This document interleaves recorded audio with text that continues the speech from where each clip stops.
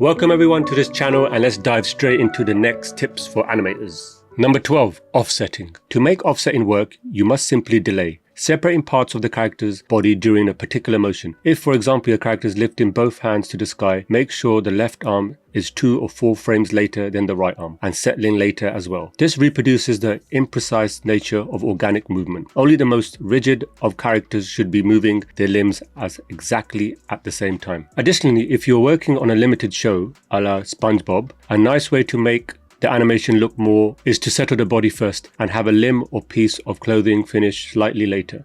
This fools the eye into thinking that everything is in motion. Number 13, eyes. I've said this over and over to juniors over the years, but it bears repeating in advanced animators.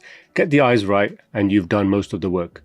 It's not that the rest of the character is worthless. I'm a huge advocate of acting through the hands, but humans are geared to look at the eyes for cues, and so the audience is constantly checking them throughout a shot. Besides, the eyes are where most of the emotions and acting come from, so hyper-focus there for a better result on your shot. Number 14, linger the pose or even milk the pose. An ongoing struggle for junior animators is how they don't give the viewer time to register story poses in their animation. When you're plowing ahead in your shot, give special attention and additional time to the big acting poses or takes in the cartooniest stuff. Plan for the character to live there for a bit, maybe even staying in a pose while shifting for a micro bit of acting while they're there. This way the viewer will have a chance to enjoy the moment and register its importance. Yeah, when I was learning animation, I was taught that to milk some of these poses. That was the term used, milking it. So, really work those poses unless there's a reason for the character to move into another direction. Number 15, transitions. As a general rule, time your transition to be the fastest moments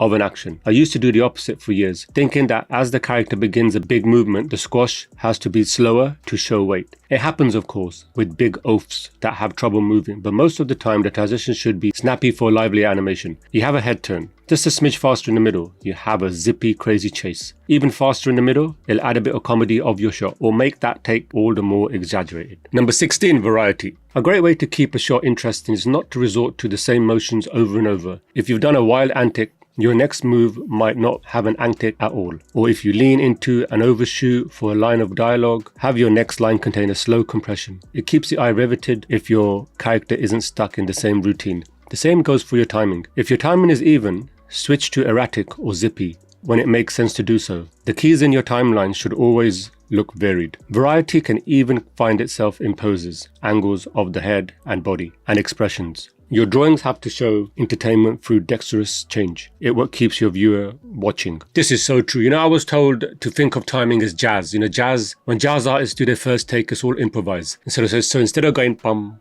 bum, bum, bum, you'll hear the beats going bum, bum, bum, bum, bum, bum, bum, bum, bum, yeah? Or bum, bum, hold, bum.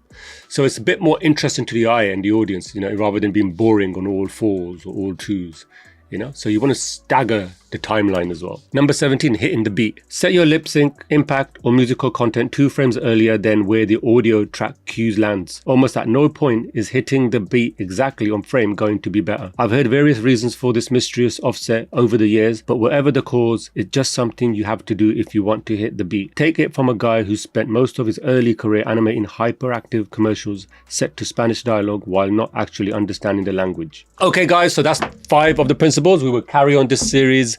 End of this week, every week I will put this video out, also along with my tutorials. But in the meantime, if you're looking to level up your animations and really get that solid foundation, which can act as a springboard into your career in animation, check out my animation mastery below. There are over 7,000 students enrolled throughout my courses, and I will continue to keep refining these courses for you guys, just to make your animation journey more joyful and fun process. Okay guys, in the meantime, take care, get off the screen, go for a walk, look after your health, all that good stuff. And if you think anybody else would have liked or benefited from this video, please like and share. There's 67% of you come to my channel and don't subscribe. Please subscribe, hit that subscribe button, like button, share. Let's get the YouTube algos to push this work out to more eyes so more people can benefit in learning animation. All right guys, I'll see you in the next video.